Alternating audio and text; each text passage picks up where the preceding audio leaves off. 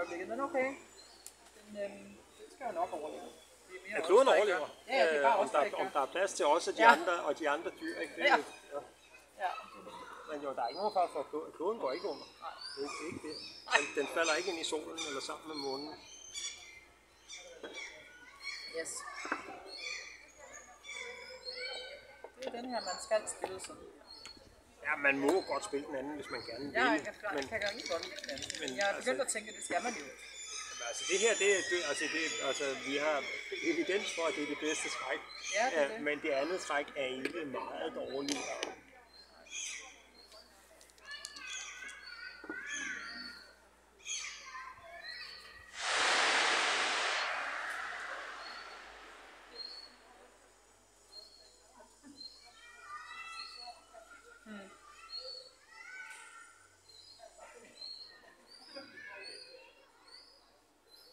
Ja, vi kommer til at tale om et øjeblik.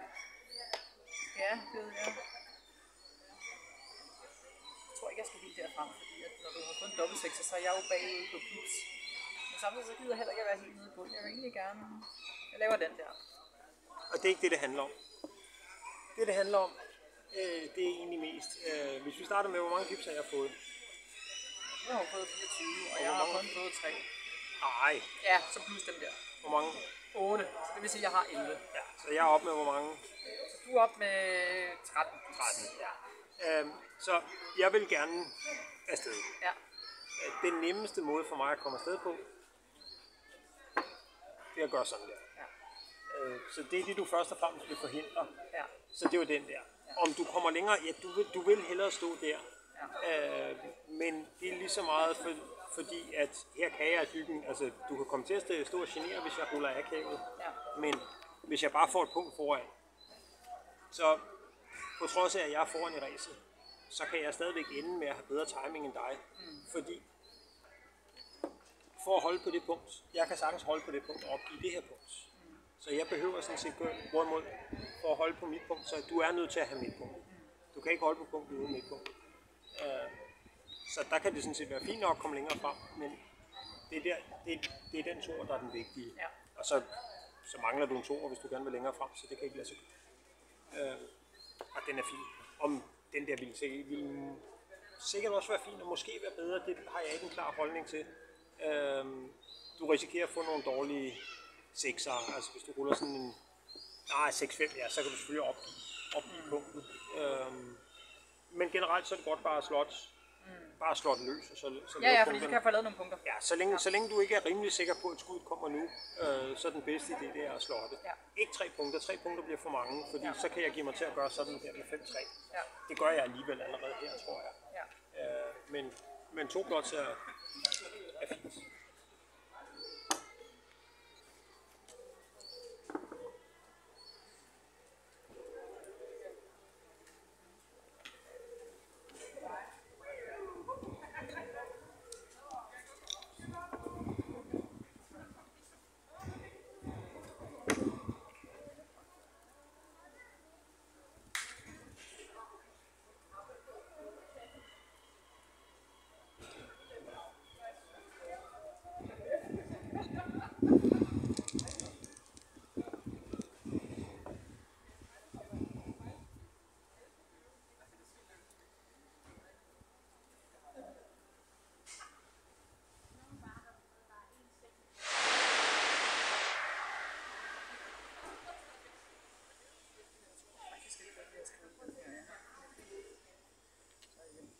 Tænker jeg enten at lave den der, men jeg kan overveje også.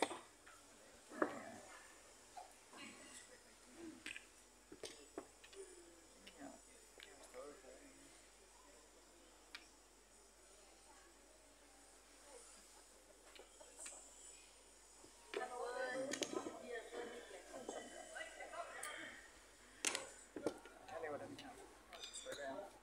Ja, og det var nogle fine tanker. Og jeg har ikke nogen klar holdning til, om det er den her eller det ene. Du skal helst have mulighed for at hitte, hvis jeg laver det her. Hvad enten det er med 6-4 eller det er med... Altså med 6-4 skal du helt sikkert helst kunne hitte, men også bare med en etter. Så det her træk er ikke spændende, og det er det træk heller ikke. Så det skal være noget, der giver trepunktsspor. Den her har lidt mere flex. Ja, fordi jeg bruger det arbejder 6'eren, med den vil det. jeg højst sandsynligt sætte det. Men problemet er lidt, hvad er det for en 6'er? Ja. Fordi 6-5, 6-4. Så det kan godt være, at altså, den har indbygget, så har den et... Jeg ved ikke, om du kan huske, altså, at der er noget snart 7 punkter er for mange. Du har 7 punkter. Så det er sådan lidt en indbygget mål. Altså, det er ikke en hård regel, men det kan være en... Det peger i retning af, at der er noget galt. Derfor kan træk godt være rigtigt alligevel, fordi alternativet kan være dårligere, men det er bedst at undgå 7 punkter, hvis ikke der er særligt behov.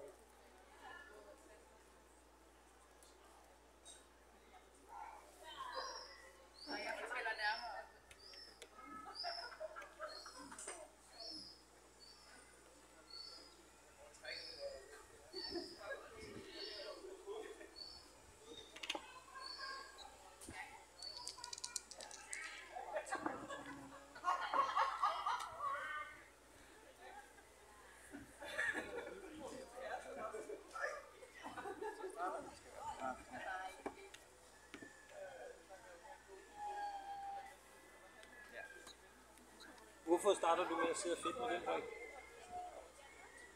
Ja, jeg skal ikke bruge den. Jeg skal bare hakke dig, og så skal jeg videre. Ja, men altså det du helst skulle se, det var altså inden du ruller. Ja. At det er hvad der sker, hvis du ruller en 2. Ja. Og nu har du rullet en 2'er, og Så skal jeg hakke dig. og så skal du hakke. Så du behøver ikke, altså det er sådan det du helst skulle se. Altså det skulle helst være der stort set i instant, jamen altså hov, jeg vil gerne hitte. Og så kan det være, at du ikke, hvis du har rullet med 2-1, at du besluttede dig for, at jeg kan ikke finde en etter, eller hvis jeg stod der, at hvordan det nu ellers var, at du ikke kan alligevel. Men udgangspunktet skal være, altså ikke den brik, men det skal være hov, jamen det var en 2'er, jeg skulle bruge, det var en 2'er, jeg rullede. At vi har ikke tid til at tænke alle beslutningerne igennem grundigt, så der skal helst være nogle af dem, der kommer i hurtigt. Ja.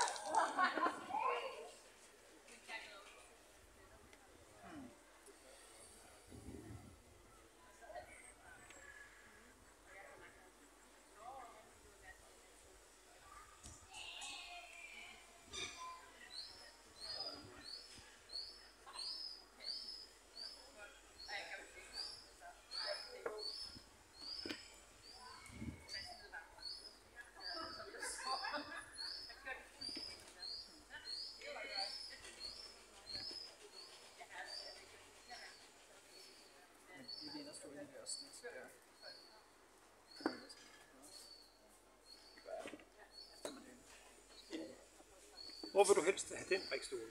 Så vil jeg helt klart helst, at den kunne komme ud, men problemet er, at der er... Jamen det kan du ikke, det er for meget at forvente. Ja. Det er for meget at forvente, at du stiller den der, og så lader den stå.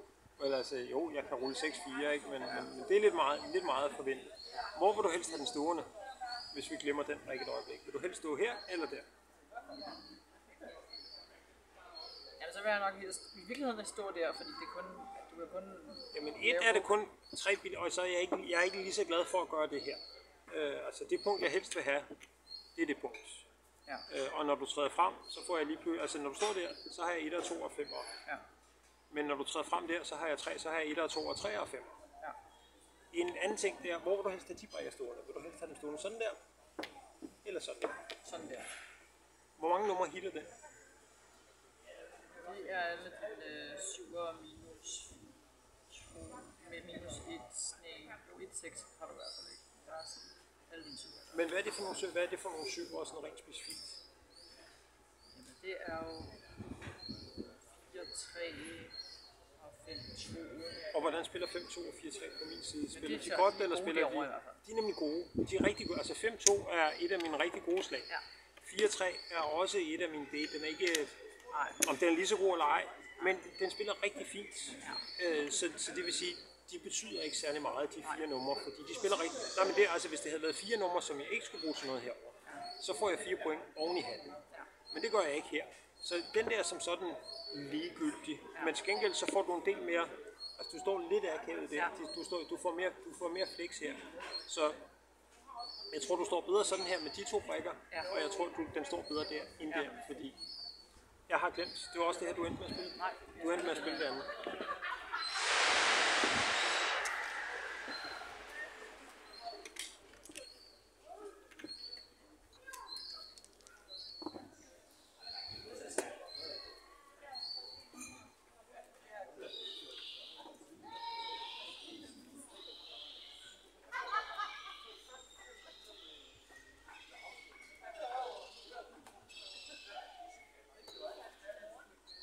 Hvad siger ræset?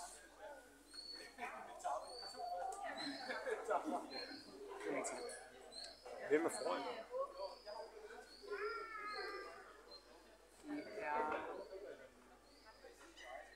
Det er du. Nok.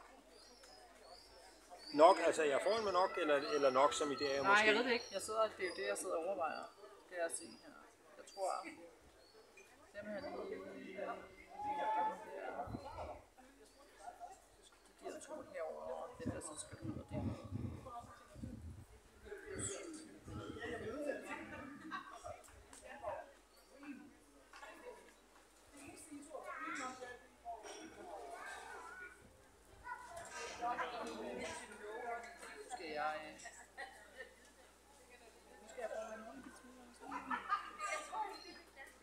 Skal jeg tælle den rigtigt i stedet for?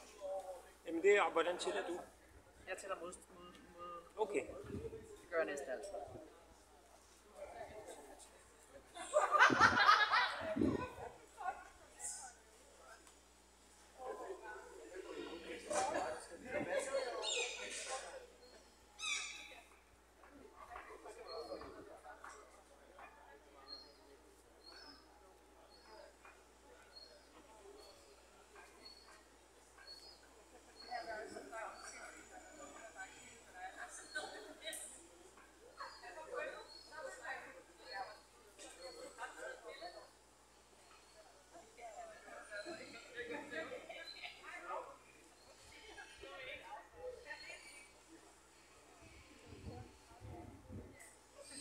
Så er jeg oppe med 4,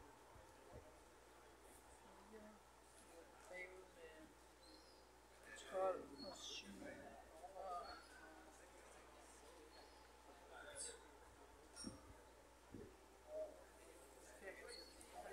Så er jeg bagud med 1. Så vi er stort set lige her lidt. Jeg tror, jeg er oppe med 5. Jeg er oppe med 7. Jeg er nede med 3. Jeg er nede med 7. Jeg er nede med 5.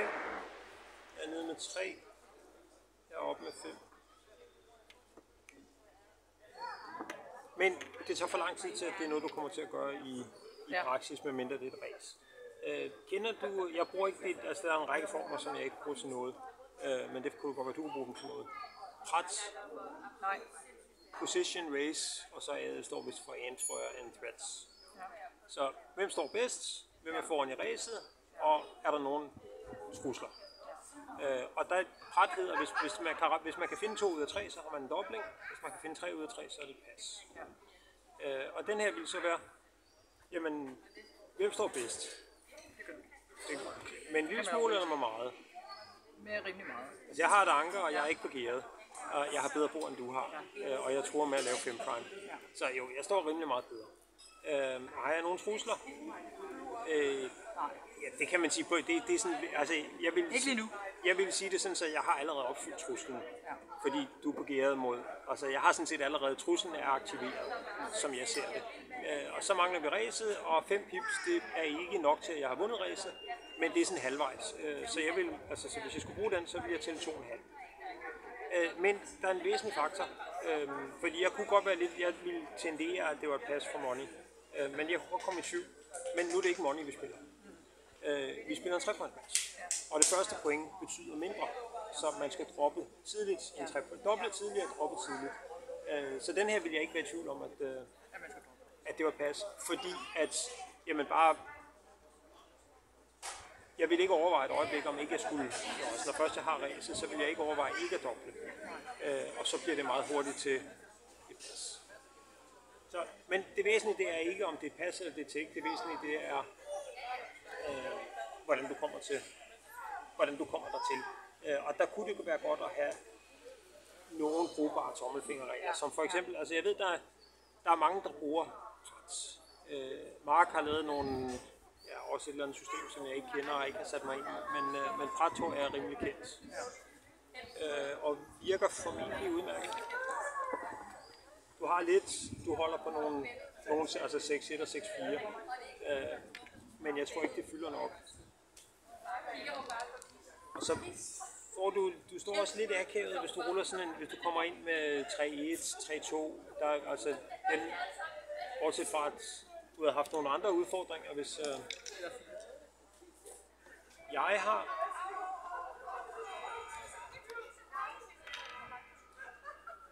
jeg har snydt. Det beklager jeg. Det var sådan, jeg stod. Hvordan jeg lige fik fyldt den baglæns, det kan jeg ikke huske. 3-4, det er heller ikke. Nej, altså det bliver, altså det kan være lidt svært altså det kan være nemt at komme til at overse, når man kigger på stillingen, men det betyder alligevel en del, at du ikke kan spille det hele.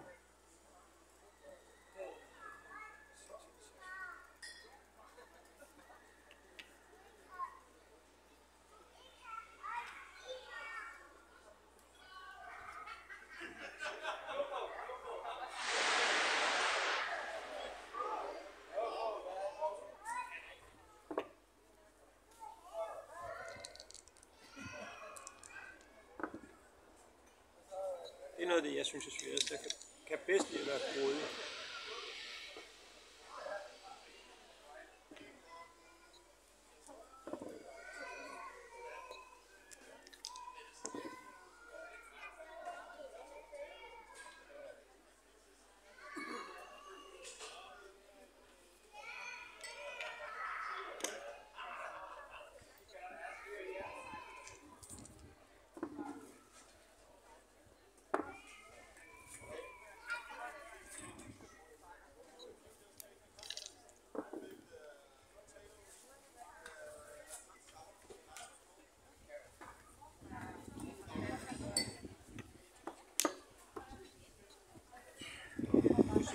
Tak.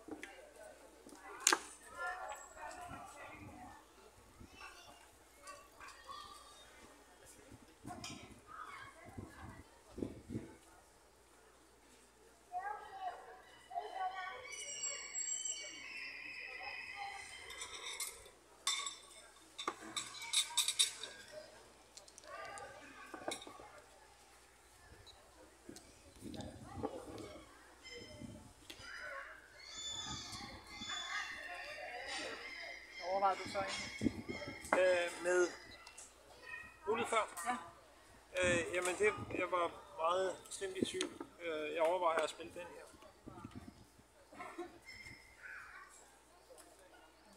Fidusen med den her er, at jeg kan ikke bare spille sådan der. Fordi så får du 1 og 2 og 3, og det er for meget. Men den her, du skal bruge 1 og 3 til at lukke, du skal bruge 1 og 3 til at hitte, og du får 3 her. Fordi jeg skal ligesom bruge 6 point for at vinde spillet.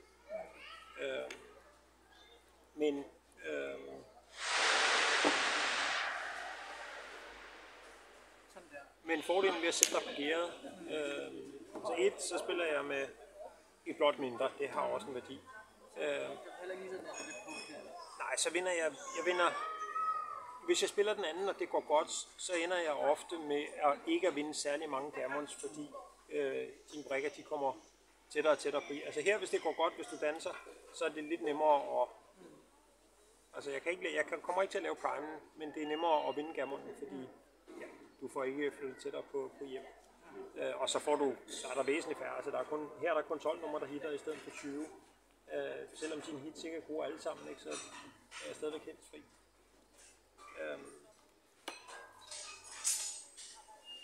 Hvor god toeren er? En toeren har jeg ikke fundet endnu.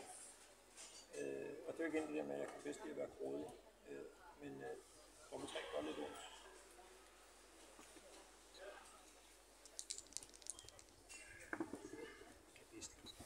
Jeg vil helst. Ja, det er klart. Jeg synes, det er sjovere.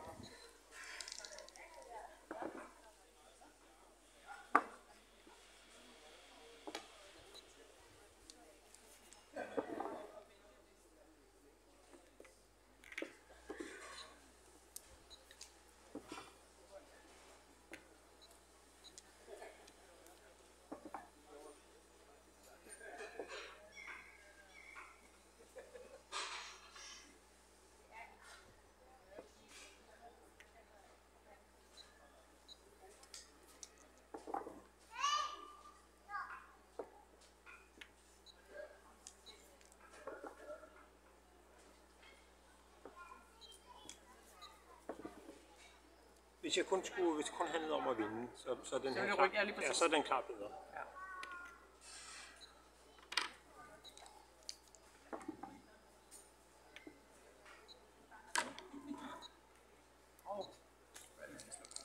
Ja, vi spiller jo legal moves stort set alle steder i Danmark, men ellers så kan den kan være dyr. Sådan bare at sige, nej, jeg gider ikke, at danser bare.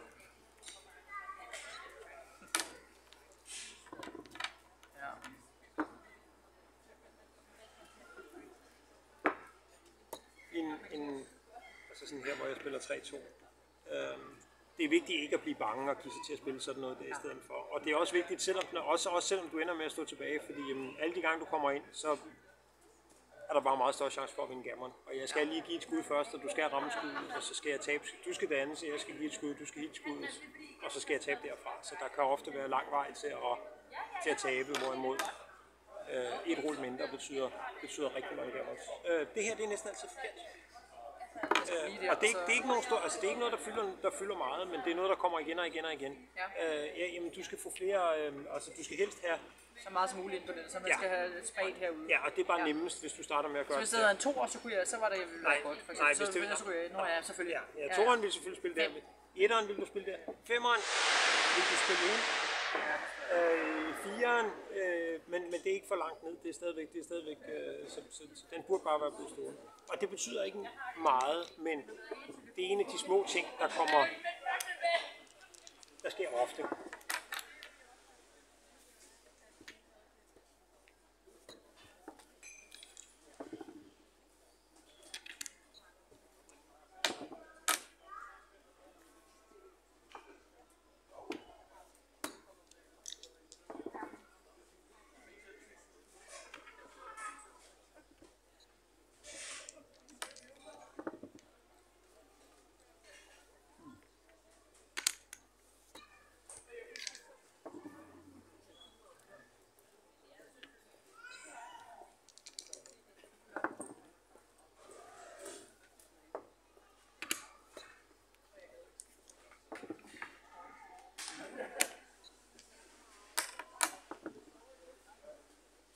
Ja, jeg giver op.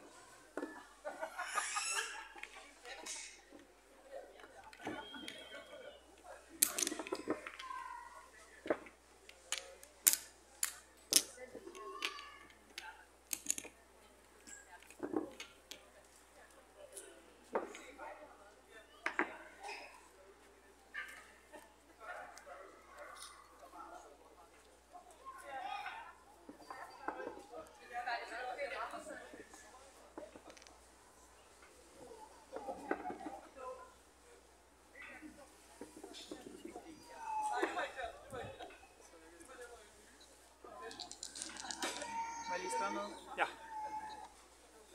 Du må spørge om noget hver gang. Ja, hvorfor er det, du tager 2 ned her i forhold til... Det er et, fordi jeg bedst kan lide det. Ja. Men 2...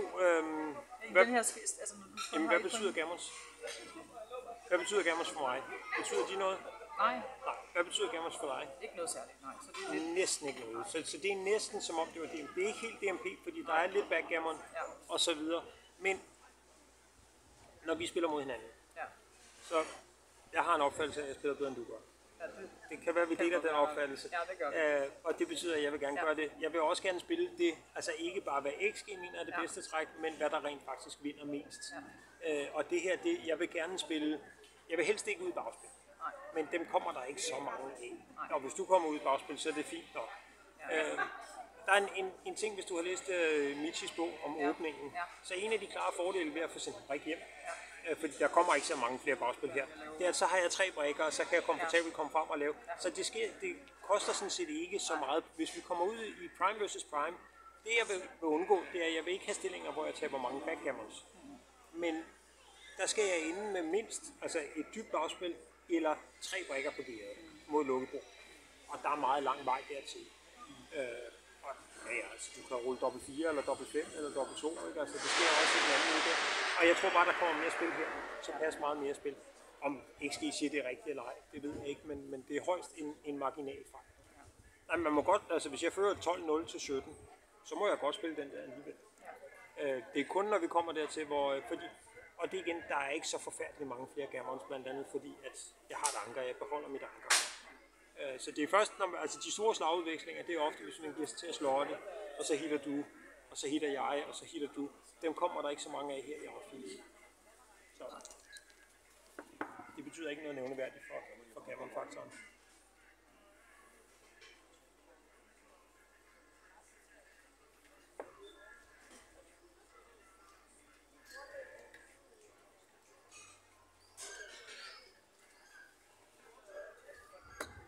Den nemme beslutning, det er bare 2 ned, fordi det var, hvad jeg gjorde, men jeg tror, det her det er rigtigt. Og ikke, det ved jeg selvfølgelig.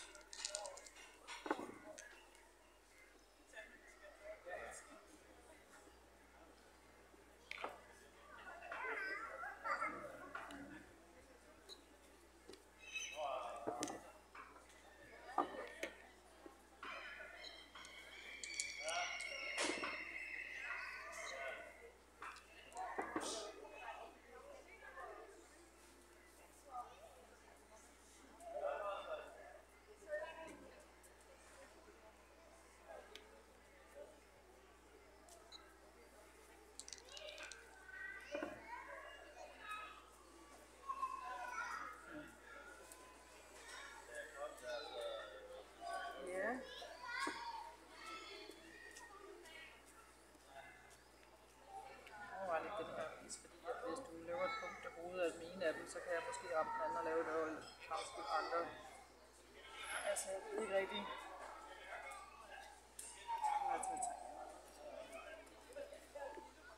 Det er mere fordi du ikke har andre træer. Ja. Hvis du havde andre træer, så er det her det er sjældent rigtigt, når jeg har så mange brikker i zonen. Men du har ikke andre alternative træer dårlige, rigtig dårlige.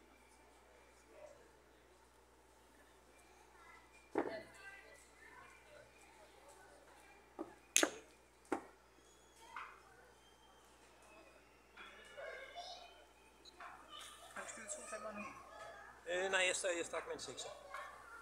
Stod du til? Ja. Rykker du lige en før, det gjorde du ikke mere. Du rykker frem mig.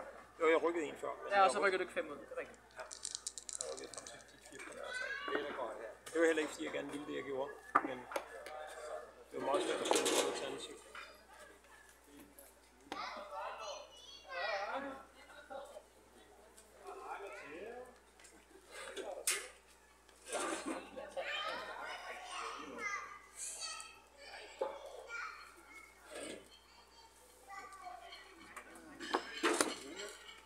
Det er også en anden ting, eller en ting med din stilling, det er, hvor har du dine builders hen, før du flytter i den? Jeg har jo kun nogle meget, altså jeg har jo dem her, jeg vil jo gerne åndstærke så hurtigt som muligt, men jeg tænker bare... Ja, du har meget svært ved at bruge dine builders, hvis ikke du slotter. Og nu er sådan set et godt tidspunkt at slotte på, fordi jeg står med 4 blots, så jeg har svært ved både at hitte og rydde op samtidig. Og 4'erne duplikeret betyder ikke så meget, men altså sådan numre som 3-1, Pass 1, 4-3, er ikke særlig fantastiske hits. Nu kommer jeg var meget rimelig godt foran, så vil jeg helst ikke begynde at få Ja, og det er jeg ikke. ja, Så derfor så er det sådan lidt... selv der vil du gerne have en lidt bedre bilderstruktur, for det er heller ikke, altså den der etter, den er også, den er nok lidt dårligere end slet ikke at spille en etter. Og så lad være med at bide. Ja, du har ret. Nej, jeg ikke at gøre. Nu er jeg godt nok lidt mor, men Nej, derfor må jeg godt sige det. må man gerne. Jeg er faktisk kun glad for, at du siger det. Jeg har prøvet at holde op med at komme med irriterende hovedråd, men lige det her er jeg svært med at lade være med. Nej, det kan jeg godt forstå. Nå, hvad gør vi her? Skal vi bare gøre sådan her måske?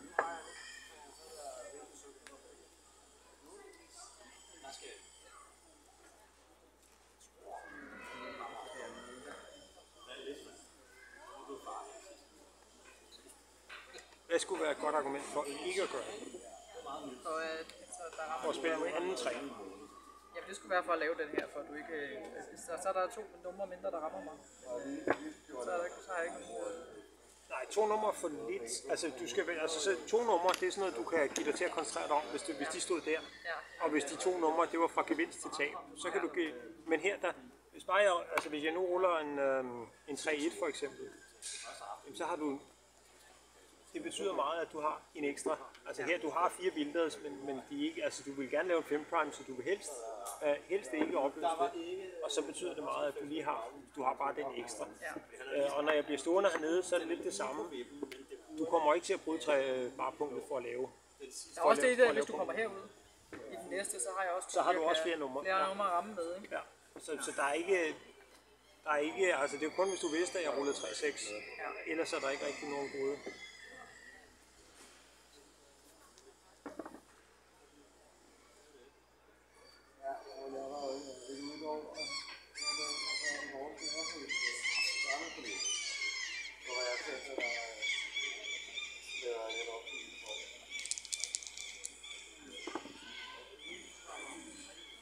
Okay.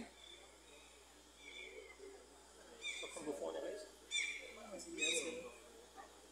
Bare svinge. Tænker jeg.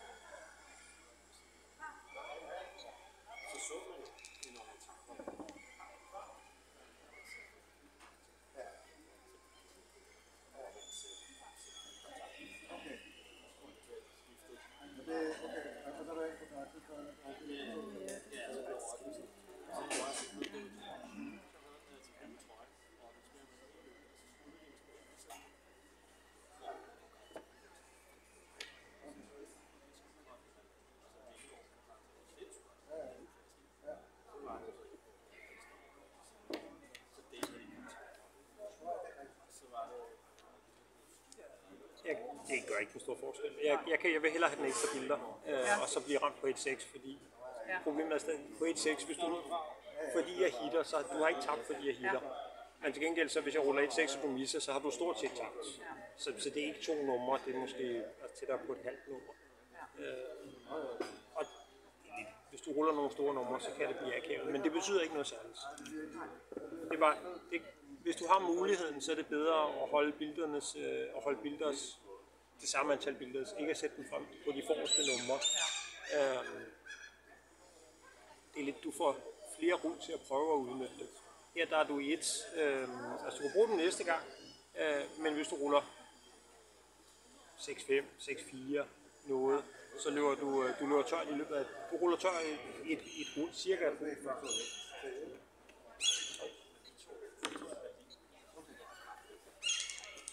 Og 2 numre er en sjældent værd at bekymre sig. Bekymre så meget.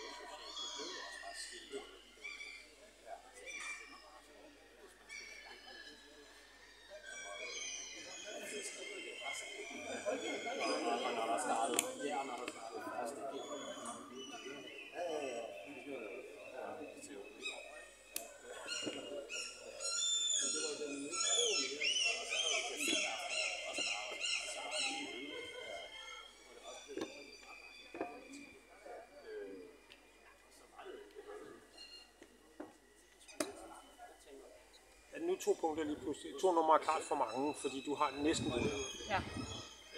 Og det vigtigste, hvis du selv kan vælge om, hvad du skal prioritere, så er det vigtigere at holde på mig, eller er det vigtigere at undgå at blive ramt?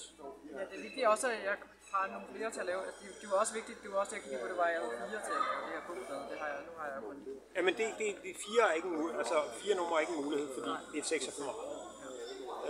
Ja.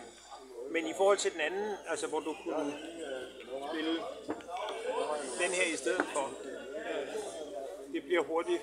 Ja, det risikerer I nemt igen at blive akavet, og 6'erne bliver for dårlige. Og så ja, så kommer du til at give mig et 6, men ja, så gør du det.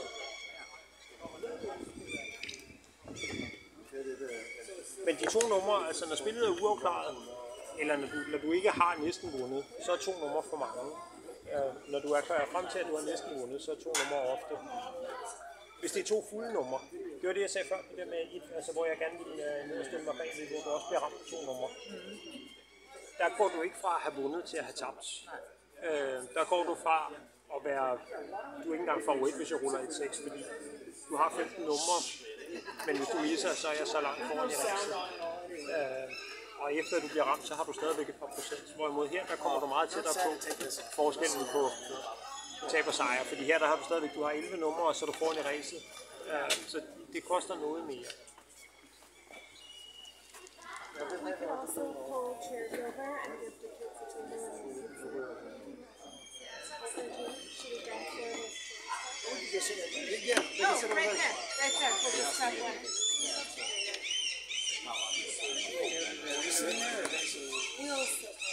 Jeg ved ikke, hvornår du kan hitte, hvis jeg har 3-punktsbord, så kan du godt. Hvis jeg har et 5-punktsbord for meget. 4-punktsbord ved jeg ikke.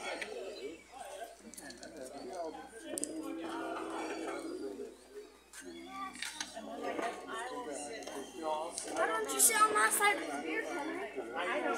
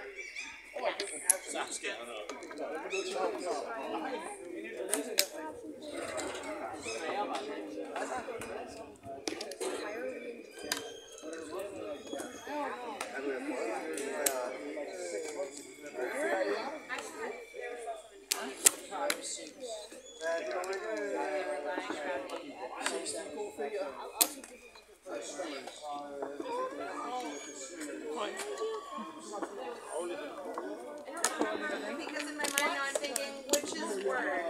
Det bruger jeg, det er også, ja, det spiller jo sammen meget af det, men det bruger jeg slet ikke til noget, det der med tæt på eller ikke tæt på, eller godt slag eller dårligt slag, eller heldig eller uheldig. Nej, det er... Nej, det kan jeg også. Jeg prøver at gøre det så godt jeg kan. Ja, man prøver at spille så godt som muligt, og så er det ikke så vigtigt, hvordan... Nej, men det er jo altså, hvis vi sådan... Altså, når vi spiller den her, altså det svarer jo nogen... Altså, man kunne, sådan et overtræk kunne vi sige, at 80% af kampene er afgjort. Og så spiller vi om de sidste 20%. Fordi det er dem, hvor heldfaktoren er tilpas tæt til, at dem kunne du vinde, eller dem kunne jeg vinde. Men altså, de 80%, der er afgjort, du får ikke 40 af dem, du får måske 37 eller 35, ikke? Altså, du får ikke 40 af dem, men det er stadigvæk... Der er nogle af dem, hvor jamen, jeg er bare så heldig, så det er lige hvor godt du spiller, du vinder bare. Så dem skal man ikke bekymre. Sådan er det bare på forhånd. Det er bare, altså om du kommer foran 16-6 og taber derfra, eller du kommer bagud 16-6 og taber derfra. Vi startede jo fra 0-0.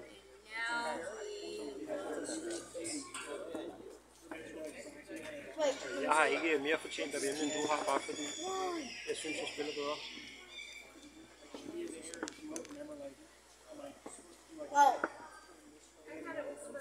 Så lykkes det.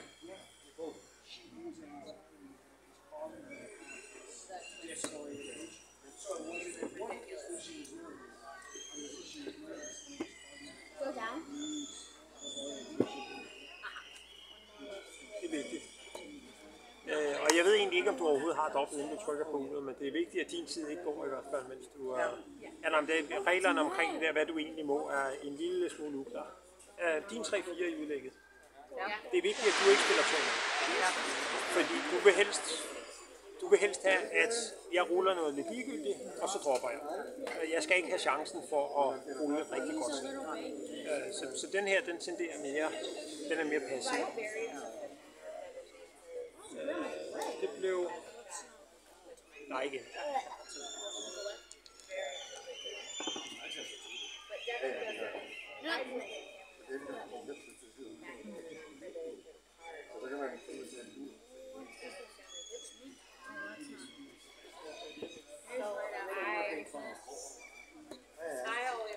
Det er ikke rigtigt her, men det er vigtigt, at holde fast i den som mulighed. Det er vigtigt at have den i tankerne. Det kan være nemt at overse, at det kan være rigtigt.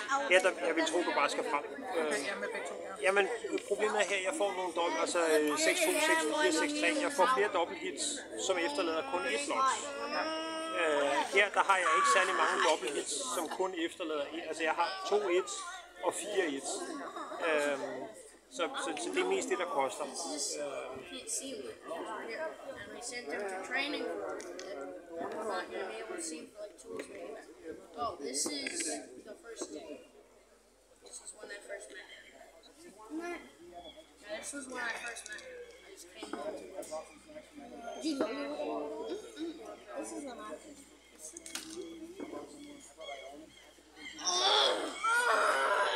Wait, zoom in on what? Zoom in on... Hey, give it to me! Go up to me.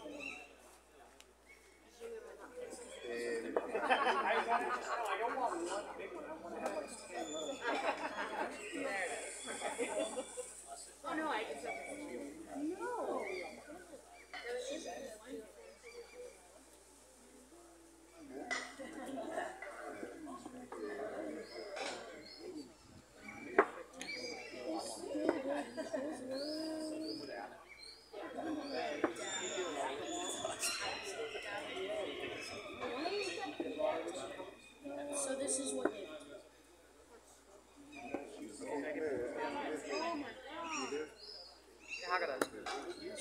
eneste, jeg er rimelig sikker på er forkert, det er det. Er det det? Ja. Nej, men det er jo fordi, altså ofte, altså der kan være flere gode grunde til at hitte. Den ene, det kan være fordi, at du hitter for at forhindre mig i at stikke af. Altså det ville du for eksempel andet gøre, hvis jeg stod der. Ja. Men jeg er ikke i færd med at stikke af. Jeg har kun lige nøjagtigt dobbelt 5, som stikker af. Så det er ikke, altså en lille ting fra før min nitter. Den nitter, jeg spiller der, det er kun fordi, jeg ikke kan finde en spilbar nitter andre steder. Det er virkelig en dårlig nitter. Jeg vil meget hellere blive stående. Så det tror jeg ikke. Der er gode argumenter for ikke at stikke ud, fordi du er for langt bagud i ræset. Men så er der som tempo-hit, hvis det er fordi, at hvis jeg har nogle trusler, som jeg kan føre ud i livet. Men jeg kan lave punktet, men ja, det forbedrer min stilling, men det er jo ikke fordi, jeg truer. Det er ikke fordi, jeg kan noget, jeg ikke kunne før. Så den gælder egentlig ikke. Så er der det, hvis din plan virker,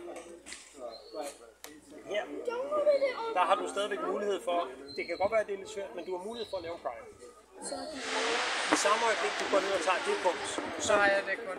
ja, så kan du kan lave et godt bord, ikke? Altså, du kan lave bedste tempospor, men prime, det er ligesom, den er ude af vinduet. Og du fjerner en biler fra et godt punkt. Så i forhold til det, og det kan godt være, at den her den er bedre end dem her, fordi den giver alligevel en del numre, og det er nemt for mig at komme afsted. Men begge de to andre træk er bedre alternativ.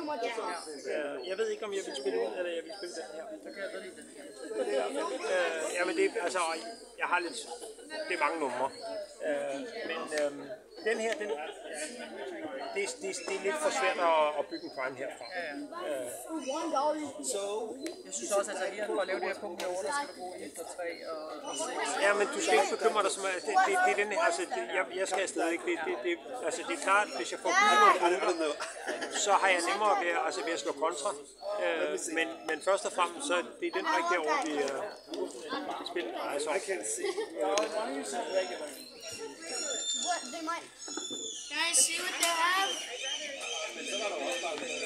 This is only this, so you have to go on the. Wait, we're going in? Sorry.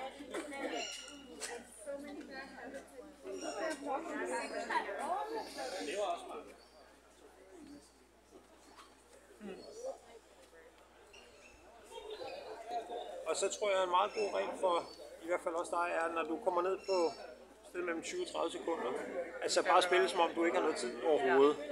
Ikke tid til at overveje noget, fordi det værste, der kan ske, det er altså, du må bare aldrig tabe på tid.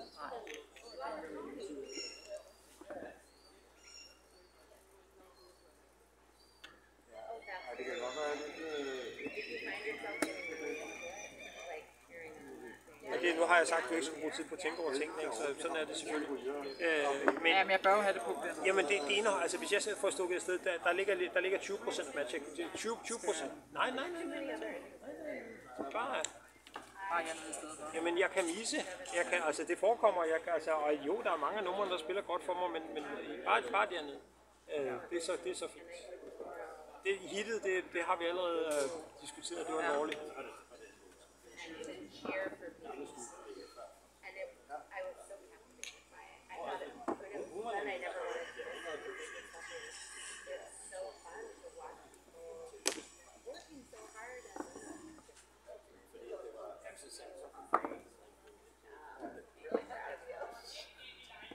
Og med den tid, du er tilbage på uget, så bliver det her selvfølgelig en klart sjovere gameplan for mig, end det ellers ville være.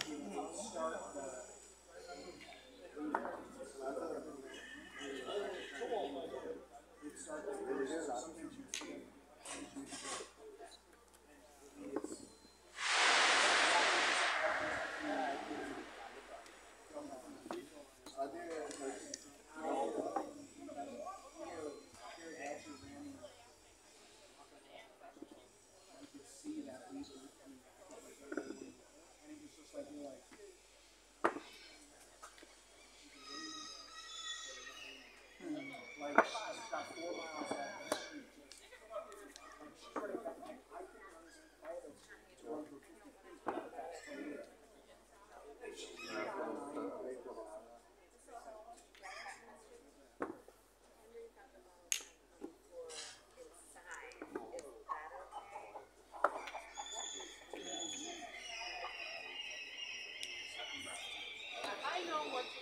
Det gik meget hurtigt, og det skal det også, det har jeg sagt. Men det er ikke helt så automatisk at tage 5 punkter. Fordi du kan godt være, at du vil overveje... Må jeg have... Ja, eller den der, ikke? Altså, fordi det er rigtig godt at have. 1-5 er det dårligste bagspil overhovedet. Ja. Så det kunne godt, altså det kan godt være rigtigt at tage 5 punkter alligevel, men fokus kunne godt ligge på, at du kommer bare til at spille bagspil alligevel, og så kan du lige så godt få et bedre bagspil. Vær sikker på det. Ja. Men med tiden taget betragtning, så er det rigtig fint bare at... Brage derude. Ja.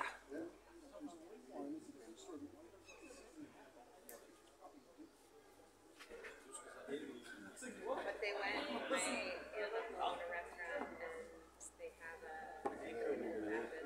soda cooler with the bottle of on the side and a bucket underneath the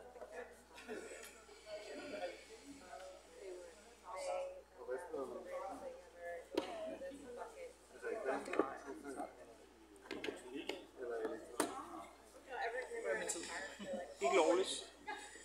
Nå, for satan. Jeg havde jo en på baren, jo.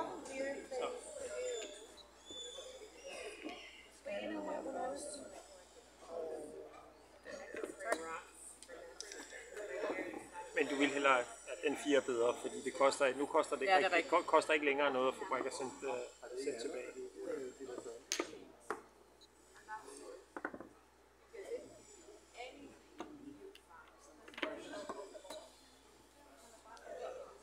Og igen med tiden en mente. Men du er ikke interesseret i at få mere tid. Nej. Fordi hvis der går et par rul uden at du ruller en 5'er, så kan du gå hen og bryste. Ja. Og odds for, at hvis jeg ruller 2-6, så skal jeg bryde nu. Ja. Men det er ligesom det eneste, der... Pas 4 skal jeg også bryde, men den spiller så okay. Og samtidig så har du risikerer, at bare fordi det ser nemt ud at lave et anker igen, så betyder det ikke, at det kommer. Nej. Only 9 more from. It's 11?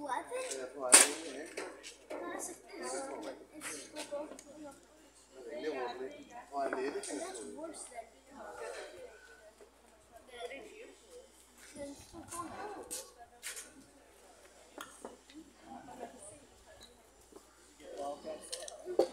Let's go. That just is actually pretty good.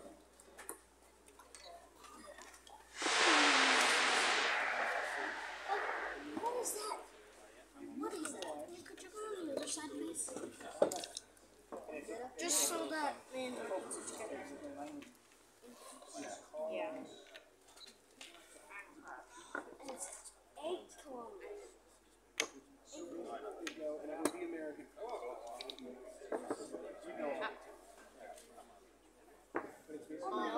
No, it's 0.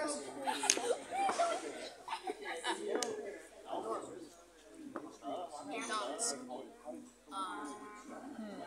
Eller juice, eller soda. Det skal kun om dig. Det er meget sjovt. What did you say? Jeg har bare ikke tid til det. Du ved godt, vi stopper, når tiden er gået. Ja, det er det, der er blevet. Så jeg... Vi spiller ikke. Det var heller ikke lovligt. That's only if it's. Nej, det er du ret i. Det kan jeg slet ikke følge med i. Jeg skal ud, og så sådan der. I know, but this is mine. Dude, did you just check? 1, 6.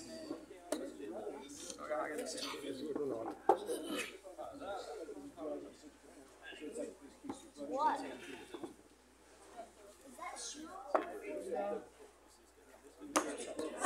Men det er også værd at huske på, altså hvis du kigger på dit ur, Ja, og så kigger på brættet, så sådan nogle stillinger skal du ikke... Nej, den skal du gøre dig umage for ikke at komme ud i den type spil. Og det kan man gøre noget for at undgå. det er sjovt. Who's gonna win? Me, Denmark. Yellow. Yeah. Yeah, and that's actually the one where so Wait, yellow is Denmark? no, but like they're like a lot sweeter. Denmark. Actually, and then there's like another.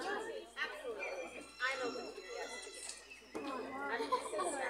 love like And now he's in free throw. Oh my god. That guy's crazy. I won't be able to see it. No, it was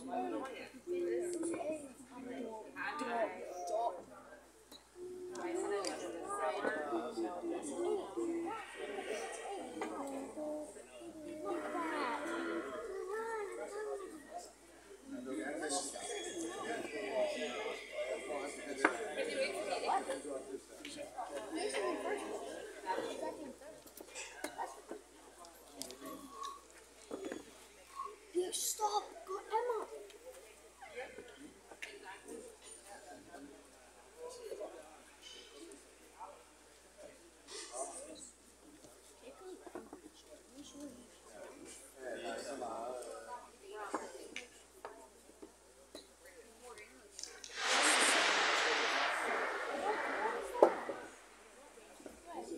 Ikke at det betyder så meget, men det var årsagen til, at det havde været bedre at holde det.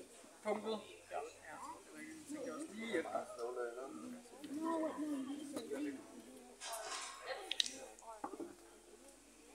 På det bedste. Det er sjældent, man håber på noget andet. Ja, det er rigtigt. Det er den forkerte gameplan. Jeg skal... Ja, nej, men du har for lang vej hjem til, altså du kunne være heldig at rulle 4-1 næste gang, men det er væsentligt nemmere, hvis du kan vinde ved en, altså jeg kunne rulle en dårlig 6'er nu. Så det er nemmere at prøve at vinde ved at bygge en prime. Og der sker heller ikke så meget ved, at jeg hitter, fordi jamen, så har du stadigvæk et fint bagspil at falde tilbage på.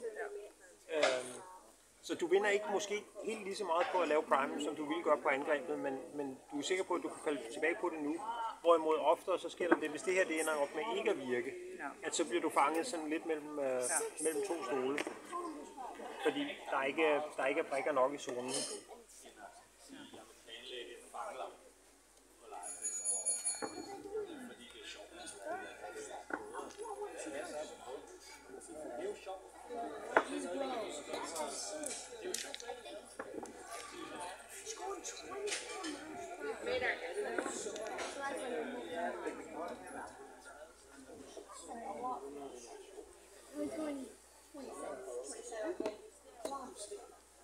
Ja, det er klart rigtigt. Fordi hvis jeg ruller plads 4, så whatever, men det er bygget.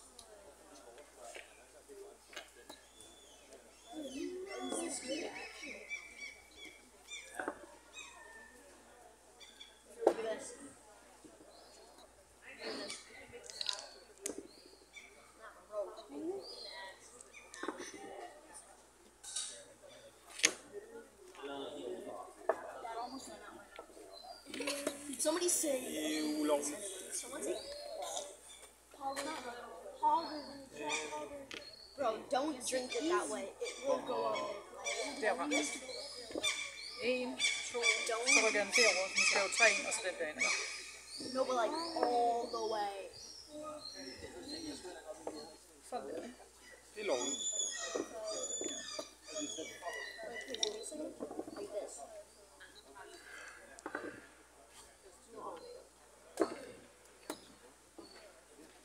You shouldn't.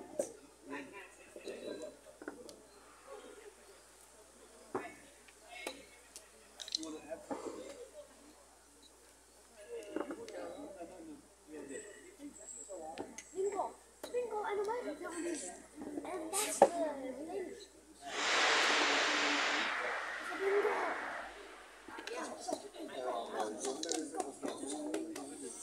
Did you shoot in the first place? Yeah. Let's go! It is. What do you mean that's not a surprise? Come on, though. Let's see. He actually won. Like, why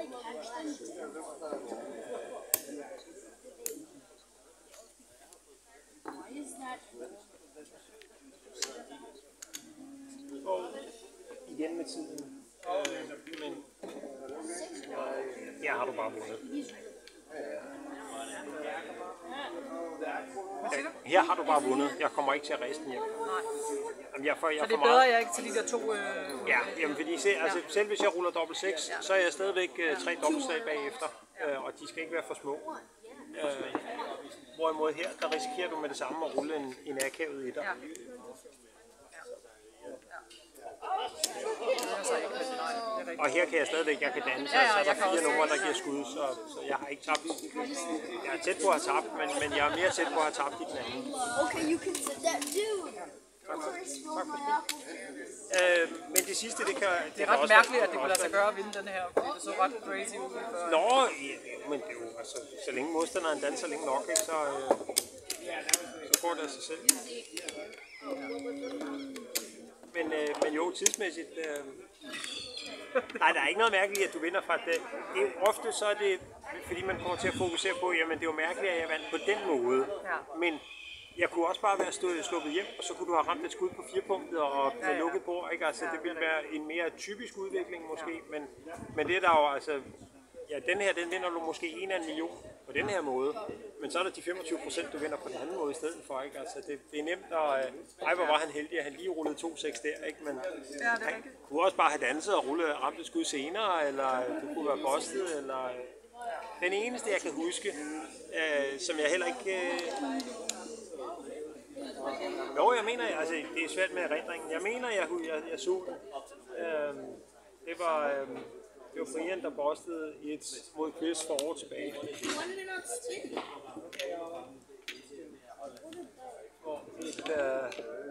Et 6-punktsbord. Jeg tror, Chris har 2 brikker på bjerget. Det blev til et 2-punktsbord på 2 ruller. Det var den eneste, jeg kan huske, der sådan var voldsomt. Så har jeg selv vundet en, men det var først pas 4 var det eneste, der var blokeret, det var pas 4. Så og de sidste 2, der er kommet hjem, det har jeg glemt, ikke? Men først pas 4, og så pas 2. Jeg tror, der var et enkelt blok til, der blev også givet skud på pas 2. Så det er den ene, jeg kan huske. Den anden, jeg kan huske, der var voldsomt til svær at vinde, det var min modstander. Jeg har noget bedre end udgangsstillingen, men ikke meget bedre end udgangsstillingen. Hvor jeg misser en etter. Ja. Og hvor modstanderen skulle i gang med at stille op til næste spil, og jeg synes, vi skulle lige spille færdigt. Og han rullede så passet, og jeg ramte det. Men det er de 2 eneste, jeg kan huske, der sådan er... Det der, lige præcis det der har det altid sådan noget, at det, altså, selvom man kan jo sidde og regne helt, skal jeg give op nu, det gider slet ikke, jeg spiller bare ud af, til jeg fuldstændig skal se, det gider slet ikke. Hvis du bare spiller færdigt, så har du ikke...